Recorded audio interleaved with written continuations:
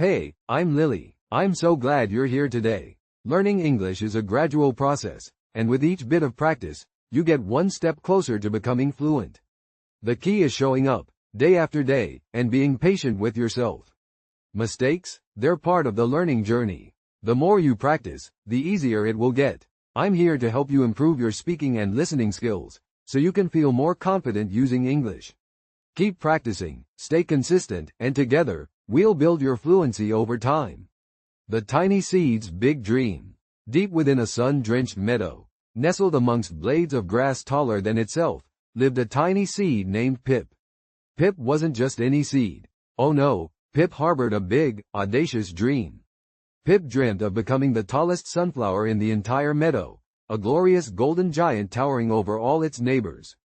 Have you ever felt that way?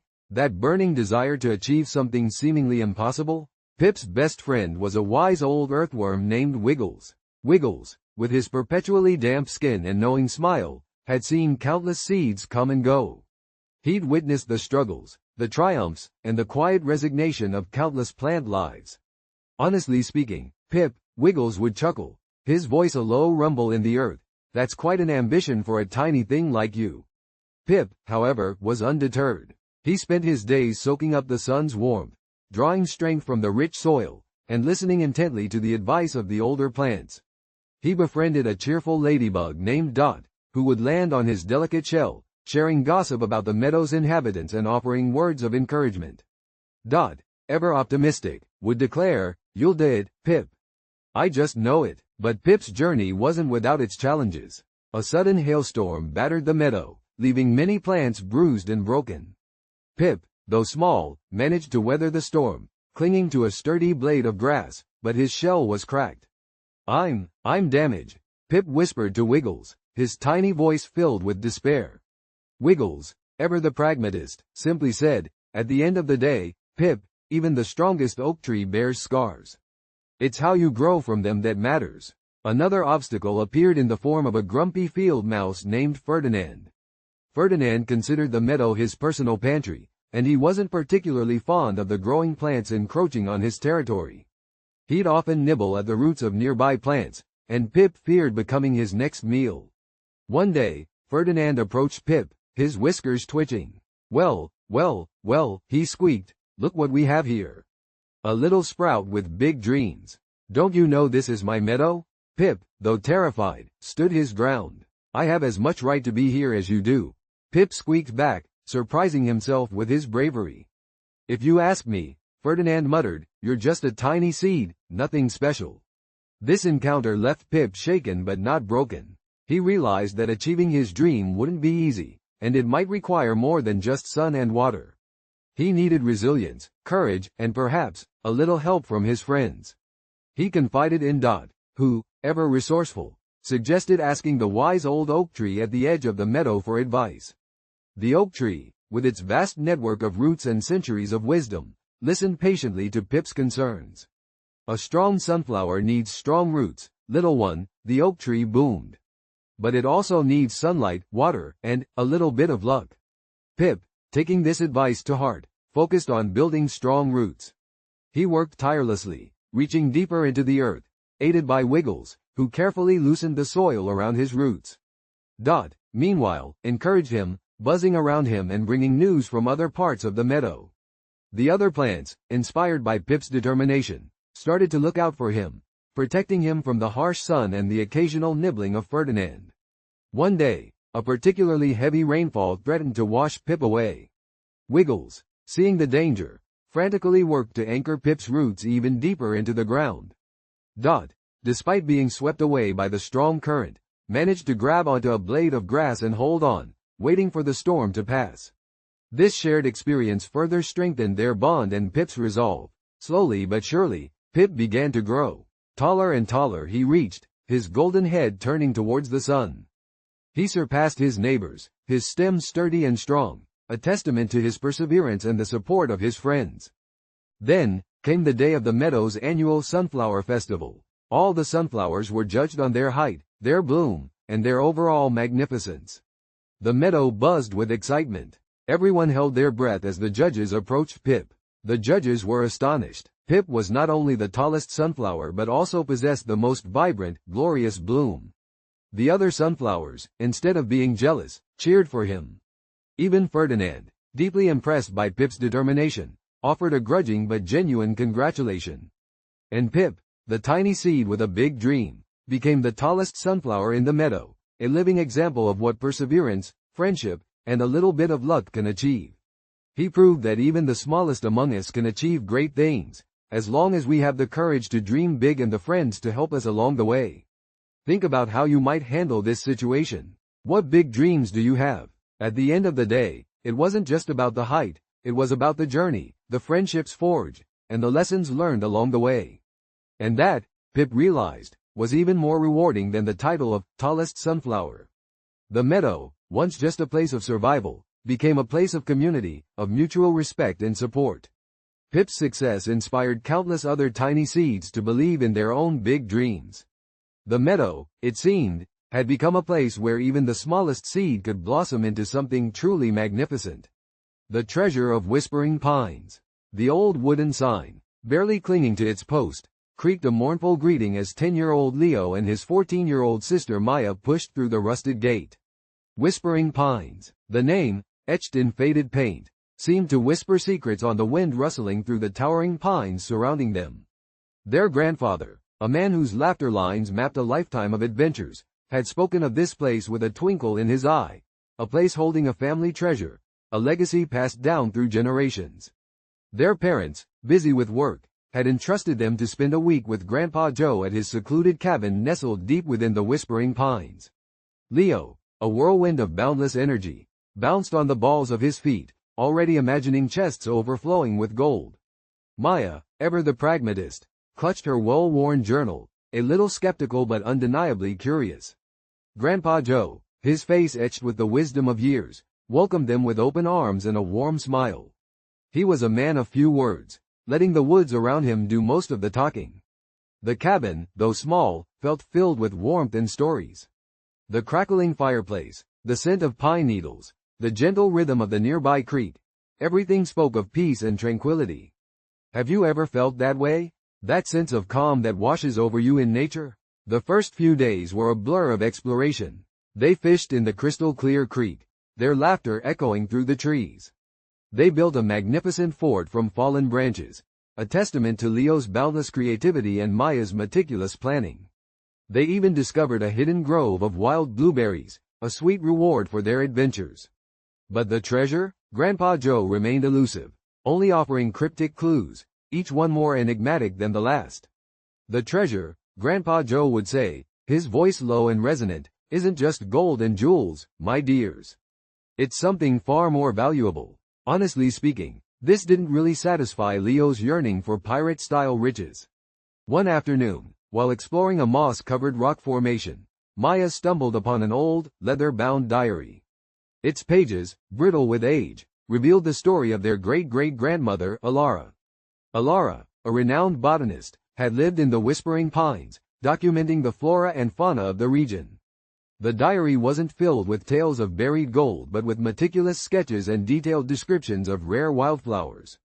This discovery sparked a new adventure, a botanical quest, subtly woven into their search for the family treasure.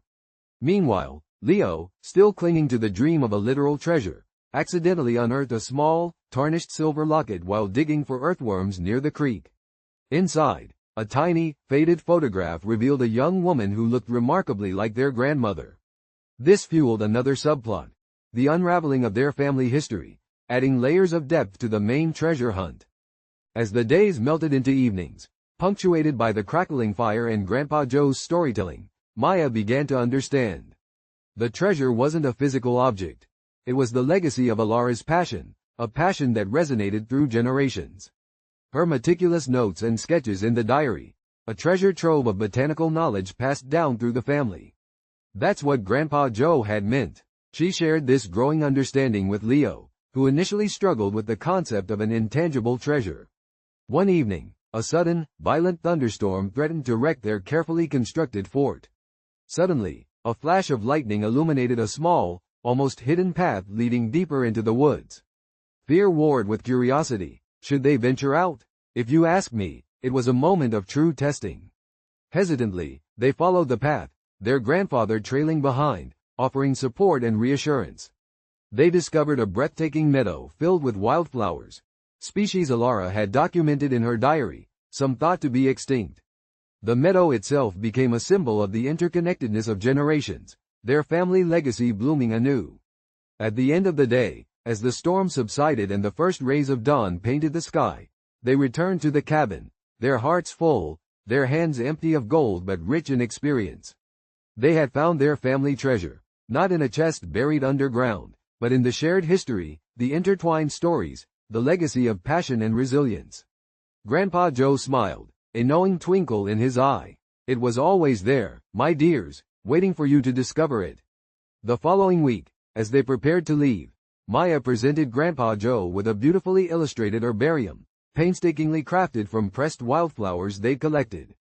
Leo, inspired by the diary and his sister's work, had made a series of detailed drawings of the wildflowers, supplementing Maya's herbarium with his artistic flair. This, perhaps, was the truest treasure, a testament to their shared adventure, their individual growth, and their strengthened family bond. I guess we all face moments like this in life. Moments when we realize that the true treasures are not material possessions but the connections we forge and the experiences we share. The Whispering Pines held its secrets close, but the family's treasure, newly discovered and deeply cherished, was something they would carry in their hearts forever. It's a reminder that the greatest adventures often lead us to unexpected discoveries and reveal treasures far more precious than gold. And as they drove away, leaving the Whispering Pines behind, they knew this adventure was only the beginning of their family's ongoing exploration, a continuous search for the treasures that lie hidden, not just in woods, but within themselves and within each other. I'm so happy you're still watching, because it means you truly believe in steady progress. And honestly, that's the best kind of progress. Fast results might look exciting, but it's those slow, steady changes that actually last. Every new word you pick up, every sentence you listen to, and even every small mistake you make, it's all helping you grow. And today, by choosing to stay here, you've quietly proved to yourself that you have the patience, the focus, and the heart to keep moving forward. Captain Calico's Cosmic Cruise. The shimmering turquoise waters of the galactic lagoon lapped gently against the hull of the asterisk star Wanderer asterisk, a spaceship shaped like a giant, friendly calico cat. Aboard, the Miller family, 10-year-old Leo, his 6-year-old sister Mia, and their parents, Captain Amelia and Professor Daniel Miller, were preparing for their long-awaited cosmic cruise with Captain Calico, a renowned explorer known for his whimsical adventures and intergalactic tea parties. Leo, ever the practical one, meticulously checked his spacesuit zipper. "Dad," he said, adjusting his helmet, "are you sure Captain Calico's navigation system is reliable? I mean, honestly speaking, a talking parrot directing a spaceship sounds a bit unconventional." Professor Miller chuckled, his eyes twinkling. "My boy, sometimes the most unconventional approaches lead to the most extraordinary discoveries. Besides," he winked, "Captain Calico's parrot, Cosmo, possesses a surprisingly accurate sense of direction, a skill honed over countless interstellar journeys." Mia, meanwhile, was completely enthralled by the spaceship's observation dome, her nose pressed against the glass. "Wow, look at all those sparkly nebulae, Daddy," she exclaimed, her voice filled with wonder. "They're like giant, cosmic cotton candy." Captain Amelia, a woman of calm efficiency, smiled at her children's enthusiasm. "Indeed they are, sweetie. And later, we'll even visit the Candy Nebula, where the stardust is said to taste like strawberry shortcake." As they journeyed through the cosmos, the Millers encountered a series of captivating experiences. They witnessed breathtaking celestial events, like a meteor shower that painted the darkness with vibrant streaks of color, and learned about various alien civilizations, each with its unique customs and traditions. They even helped a group of friendly space whales navigate a tricky asteroid field, an experience that instilled in Leo a newfound respect for teamwork and collaboration. If you ask me, that's a pretty valuable lesson learned in the vast emptiness of space. One evening, as they were enjoying a delicious dinner of space-grown strawberries and cosmic cheese, a problem emerged. Cosmo, the parrot, suddenly fell silent. His usual chirping and navigational announcements were replaced by a disconcerting silence. The ship's navigation system flickered, then went dark. Panic threatened to engulf the ship's inhabitants. Leo, despite his initial skepticism about Captain Calico's methods, felt a surge of responsibility.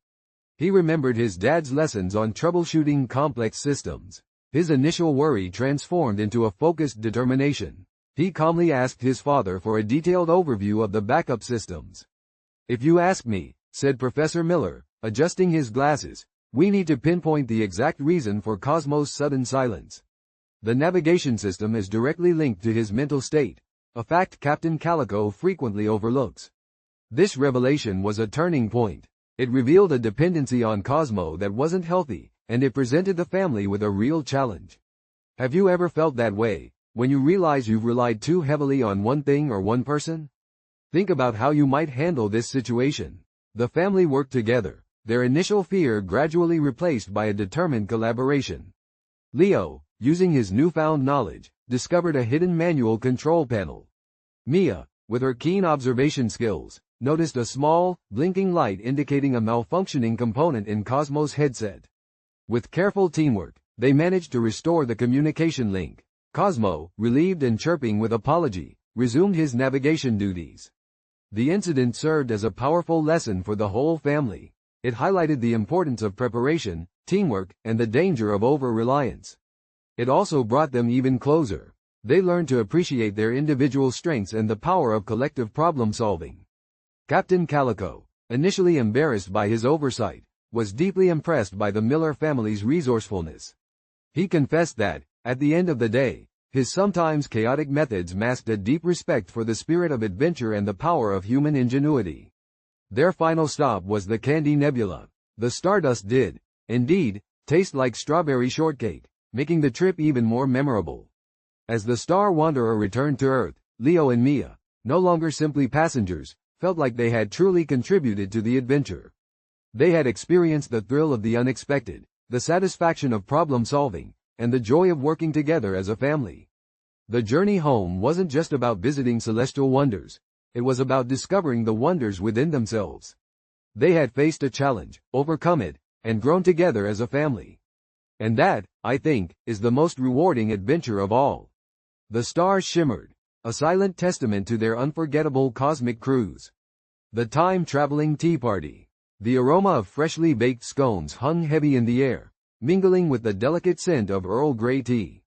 10-year-old Lily, her bright red hair escaping her braids, meticulously arranged miniature sandwiches on a tiered cake stand. Her older brother, 12-year-old Tom, grumbled good-naturedly from his perch on the window seat, meticulously polishing his grandfather's antique pocket watch. Their grandmother, Nana Elsie, a woman whose laughter lines spoke of a life richly lived, hummed softly as she poured tea into delicate china cups. This was their weekly tradition, a Thursday afternoon tea party in Nana Elsie's sun-drenched conservatory. But today felt different. A strange shimmer seemed to hang in the air, an almost imperceptible vibration that tickled Lily's nose. "Nana," Lily said, her voice hushed with a mixture of excitement and apprehension, "do you smell that? That tingling feeling?" Nana Elsie chuckled, her eyes twinkling. "Tingling? My dear, I think that's just the excitement of our special tea party." Tom, ever the skeptic, scoffed. "Honestly speaking, it's probably just the pollen from the roses," he declared, rolling his eyes. "Get a grip, Lily." But as Nana Elsie lifted the teapot, a flash of light erupted, blindingly bright, before fading just as quickly. When the light subsided, the conservatory had transformed. Gone were the familiar potted plants, replaced by towering, exotic trees laden with luminous fruits. Strange birds with iridescent feathers sang an unfamiliar melody. Lily gasped, clutching her teacup. What happened?" Tom, usually quick with a sarcastic remark, was speechless. Even Nana Elsie looked surprised, her usually composed demeanor replaced with a look of bewildered fascination. "Well, I'll be," she breathed, her voice trembling slightly. "I've never seen anything like it." A small, furry creature with large, inquisitive eyes scampered onto the table. It looked like a squirrel, but its fur shimmered with an ethereal glow. It chirped, a sound that somehow resonated deep within Lily's heart. I think we've traveled in time," Lily whispered, her eyes wide with wonder. The squirrel-like creature, as if understanding, hopped onto Nana Elsie's shoulder and pointed a tiny paw towards a magnificent, towering clock that had inexplicably appeared in the corner of the conservatory. The clock's face displayed a swirling vortex of numbers and symbols, utterly unlike anything they'd ever seen. Over the next few hours, they discovered that the creature, who they named Sparkle, could communicate telepathically. Sparkle explained that the antique pocket watch Tom was polishing was a key, a conduit of sorts, to different time periods. The unusual energies in the conservatory, coupled with Tom's accidental manipulation of the watch, had activated its time-traveling capabilities. Their first journey took them to ancient Egypt. They witnessed the construction of the pyramids, marveled at hieroglyphics, and even shared a, very cautiously prepared, biscuit with a friendly sphinx. Tom, surprisingly, was captivated by the engineering marvels of the ancient civilization, a far cry from his usual disinterest in history. Lily, always imaginative, sketched furiously in her notebook, capturing the vibrant colors and bustling energy of the scene. Their next adventure landed them in the bustling streets of Victorian London. They experienced the sights and sounds of a horse-drawn carriage ride, the aroma of freshly brewed coffee and chimney smoke, and the wonder of gaslight illuminating the cobbled streets. Nana Elsie, a history enthusiast, regaled them with stories of the era, pointing out architectural details and historical anecdotes. But their time-traveling escapades weren't without challenges. In the Victorian era, they accidentally stumbled upon a group of pickpockets. Tom's quick thinking and Lily's surprising resourcefulness helped them outsmart the thieves, saving a kind old lady's purse in the process. This experience brought Tom and Lily closer together, their shared adventure forging a new bond of trust and collaboration. Have you ever felt that way? When facing a challenge, working together brings a surprising strength. Their final journey took them to a futuristic city, where flying cars zipped through the sky, and robots performed everyday tasks. This was initially overwhelming for Nana Elsie, who felt slightly out of place among the technological marvels. However, she surprised them all by adapting quickly, fascinated by the advancements in medicine and sustainable energy. At the end of the day, this showed everyone that it's never too late to learn and embrace new experiences. But their time-traveling adventures weren't just about sightseeing. They were learning valuable lessons. Tom, initially reluctant, learned the importance of empathy and responsibility. He was no longer just focused on his own interests. He actively participated, helping his family navigate unfamiliar situations. Lily's imagination blossomed, her creativity fueled by her experiences. Nana Elsie's sense of adventure rekindled, proving that age is just a number when it comes to embracing new possibilities. Their journey back to their own time was fraught with tension. Sparkle, having grown weary of the time traveling, revealed the delicate balance they needed to maintain. An incorrect adjustment to the time travel watch could lead to catastrophic consequences. There were moments of doubt, of fear, even of arguing amongst themselves. If you ask me, it's completely natural in such a difficult situation. But through it all, their love and support for each other shone brightly. They worked together, Tom's logic combining with Lily's intuition and Nana Elsie's wisdom, to ensure a safe return. The journey back was less spectacular than their adventures, a smooth, gentle transition back to the familiar comfort of their sun-drenched conservatory. As they sat down for a belated cup of tea, the scones now cold, a sense of quiet contentment filled the room. The conservatory looked exactly as it had before, yet everything felt profoundly different. They had experienced wonders beyond imagination, faced challenges that strengthened their bonds, and learned lessons that would shape their lives forever. The antique pocket watch lay on the table, its face no longer swirling with arcane symbols, but gleaming softly in the afternoon sun. It was just an antique pocket watch, yet it held the memory of extraordinary adventures. And while the time-traveling tea party was over, the memories, the lessons learned, and the strengthened family bonds would forever remain a cherished part of their lives.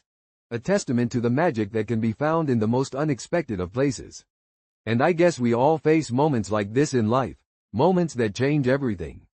I'm so happy you're still watching, because it means you truly believe in steady progress. And honestly, that's the best kind of progress. Fast results might look exciting, but it's those slow, steady changes that actually last. Every new word you pick up, every sentence you listen to, and even every small mistake you make, it's all helping you grow. And today, by choosing to stay here, you've quietly proved to yourself That you have the patience, the focus, and the heart to keep moving forward. The magical Rainbow Bridge. The old willow tree by the Whispering Creek held a special place in the hearts of the Miller family. Beneath its sprawling branches, 10-year-old Lily and her 7-year-old brother, Tom, spent countless afternoons building elaborate fairy houses from twigs and leaves. Their parents, Sarah and David, often joined them, sharing stories and laughter under the dappled sunlight.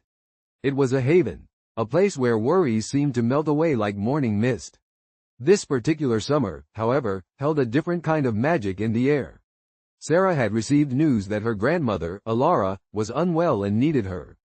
Alara lived in a quaint village nestled high in the misty mountains, a place Lily and Tom had only heard whispered stories about. The news cast a shadow over their usual summer exuberance. Honestly speaking, David said one evening, stroking Sarah's hair, "This trip is tough. Leaving you both, it feels wrong." Sarah smiled, a touch weary but determined. "It's just a few weeks, my loves. And think of the adventures Grandma Alara will tell you. Remember all those stories she used to write? We'll be back before you know it." Lily, usually a whirlwind of energy, was unusually quiet. Tom, ever the optimist, bounced on the balls of his feet. "Will we see mountains taller than clouds?"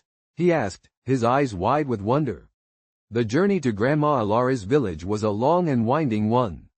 The car climbed higher and higher, the air growing thinner and colder. As they approached their destination, a breathtaking sight greeted them. A vibrant rainbow arched across the valley, its end disappearing into the misty mountain peaks. It wasn't just any rainbow. It shimmered with an ethereal glow, almost alive. "Wow," breathed Lily, her earlier quietness forgotten. Even Tom, usually a chatterbox, was speechless. David pulled over, mesmerized. Sarah simply reached for their hands, her heart filled with a strange sense of peace. The next few weeks were a blend of worry and wonder. Grandma Alara, while frail, was surrounded by love. She shared her stories, her wisdom, and her legendary homemade apple crumble, a treat as legendary as her mountain tales. But the rainbow remained a constant presence, a beacon of hope in the valley. One day, while exploring a hidden meadow near Alara's cottage, Tom stumbled upon a small, intricately carved wooden bridge. It was nestled beneath a waterfall cascading from the mountain, its colors mimicking the rainbow itself. As he touched it, a soft, melodic chime resonated, echoing through the valley. It was then that Alara revealed a secret. This wasn't just any bridge, it was a magical rainbow bridge. It connected not just the physical world but the world of dreams and imagination. The bridge, she explained, was powered by the shared love and dreams of the people in the valley. Whenever hope dwindled, the bridge's glow dimmed. Whenever joy bloomed, it shone brighter. "If you ask me," Alara chuckled, her eyes twinkling, "it's a reminder that even the smallest act of kindness can create the biggest magic." This revelation gave a new dimension to their stay. Tom, inspired, started to collect wildflowers to brighten his grandmother's room. Lily, overcoming her initial shyness, helped other children in the village, sharing her toys and her stories. Even David found himself helping with local chores, connecting with the community in unexpected ways. Sarah, always a beacon of strength, found her own peace in tending the vibrant vegetable garden. One evening, as they were sharing stories under the stars, a tradition they had started, a particularly mischievous cloud covered the rainbow, dimming its radiant glow. This unexpected event was an emotional hit for everyone. Grandma Alara's health had taken a sudden turn. At the end of the day, Grandma Alara said, her voice weak but firm, "The rainbow's light isn't about the size of the arc but the warmth it brings." Fear clouded the air, but then, Lily, remembering the bridge and her grandmother's words, suggested they all gather and share their happiest memories together.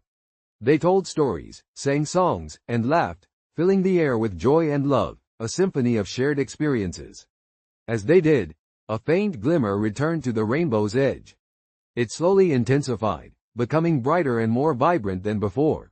The children's laughter and their shared bond had rekindled the bridge's magic. The next morning, Grandma Alara was considerably better. Her recovery was as miraculous as the rainbow itself. Though they knew their time in the mountains was nearing its end, a sense of profound gratitude filled their hearts. They had not only helped Grandma Alara but had learned invaluable lessons about the power of love, kindness, and the magic that blossoms when people connect. As they began their journey home, the rainbow remained a brilliant, shimmering presence. This time, though, it felt different. It felt like a shared memory, a testament to their journey, a promise of the magical connection they'd found. Have you ever felt that way? The way this family did? A shared understanding, a deep bond, something that transcends the ordinary? Back home, under the familiar boughs of the willow tree, Lily and Tom continued to build their fairy houses, but now, their creations carried a deeper meaning. They had seen a magical rainbow bridge, not just in the mountains, but in their hearts, in their family, and in the connections they made with others. The magic of their summer adventure wasn't confined to a distant valley. It had woven itself into the fabric of their lives. A reminder that even in the face of challenges, the power of love and shared joy can create miracles. And at the end of it all, that's what truly matters. Sir Reginald the Remarkable Rabbit. The sun dappled through the leaves of the ancient oak tree, illuminating a clearing in the whispering woods. Here, nestled amongst wildflowers and the gentle murmur of a nearby stream, lived Sir Reginald the Remarkable Rabbit. Now, remarkable wasn't just a title bestowed upon him. It was a reflection of his truly extraordinary nature. Reginald wasn't just any rabbit. He possessed a remarkable talent for knitting. Yes, you heard that right. Knitting. And not just simple scarves, either. Reginald crafted the most exquisite sweaters, hats, and mittens, each stitch a testament to his meticulous skill. His creations were legendary throughout the woods, sought after by squirrels, badgers, and even the occasionally grumpy old owl. Today, however, Reginald was facing a challenge. The annual Woodland Fair was just a week away, and he had promised to knit a special, one-of-a-kind sweater for his best friend, Penelope the porcupine. Penelope, with her prickly exterior and surprisingly gentle heart, was incredibly important to Reginald. He adored her wit, her unwavering loyalty, and her infectious laugh, which sounded remarkably like the rustling of autumn leaves. The problem? Reginald had misplaced his most precious yarn, a shimmering, amethyst-colored thread spun from moonlight and dewdrop silk. He searched high and low, his usually calm demeanor replaced by a frantic energy. He rummaged through his burrow, meticulously checking every nook and cranny. He even climbed atop the oak tree, peering down at the forest floor with anxious eyes. Nothing. Honestly speaking, he muttered to himself, his whiskers twitching in frustration, this is a disaster. The fair is only a week away. Just then, a tiny voice squeaked, need some help, Sir Reginald? Reginald jumped. Perched on a mushroom was Pip, a tiny field mouse, known throughout the woods for his incredible memory and knack for finding lost things. Pip, oh, Pip, thank goodness, Reginald exclaimed, relief washing over him. I've lost my amethyst yarn. It's irreplaceable. Pip, ever the professional, puffed out his chest. Don't you worry, Sir Reginald. Tell me, when did you last see it? Reginald recounted his last few days, retracing his steps, remembering every detail. He had been knitting late into the night, then he'd taken a walk by the stream. He'd helped Mrs. Bumble the bee collect nectar. He'd even shared a dandelion puff with Barnaby the badger. Pip listened intently, his tiny ears twitching. If you ask me, Pip chirped finally, we should start by retracing your steps. Sometimes, the simplest solution is the best one. And so, their search began. They retraced Reginald's path, carefully examining every inch of ground. They looked under leaves, behind rocks, and even inside hollow logs. The search proved more difficult than they initially imagined. The woods were vast and full of hidden corners. As the sun began to set, casting long shadows across the forest floor, they found themselves feeling disheartened. Reginald, usually so optimistic, started to feel a pang of despair. At the end of the day, he sighed, I might have to tell Penelope I can't finish her sweater. Have you ever felt that way? That sinking feeling when a cherished project seems doomed to fail? But Pip, ever the optimist, remained determined. Don't give up, Sir Reginald. We'll find it. I just know it. And then, as the last rays of sunlight disappeared behind the trees, Pip let out a triumphant squeak. Nestled amongst the roots of a willow tree, tangled in a clump of ivy, was the shimmering amethyst yarn. It appeared almost to glow in the fading light. Reginald's relief was immense. He scooped up the yarn, his heart overflowing with gratitude. Pip, you're a lifesaver, he exclaimed, hugging the little mouse tightly. I don't know what I'd have done without you. The next few days were a whirlwind of activity. Reginald, fueled by relief and renewed determination, worked tirelessly on Penelope's sweater.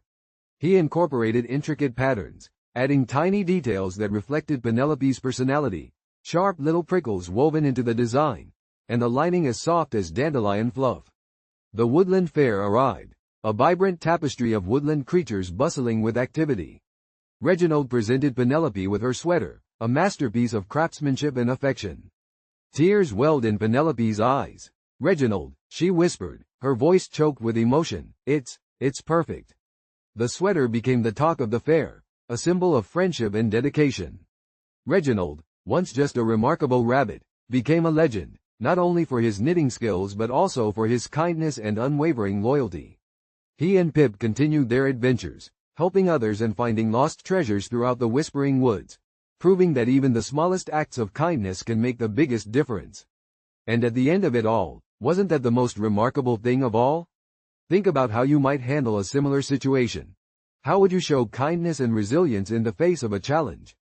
The story of Sir Reginald reminds us that even the smallest among us can achieve great things, and that true friendship can conquer even the most daunting obstacles. Thank you so much for staying till the end. It truly shows how dedicated you are to improving yourself. Keep going like this. Little steps, my friend, lead to big changes.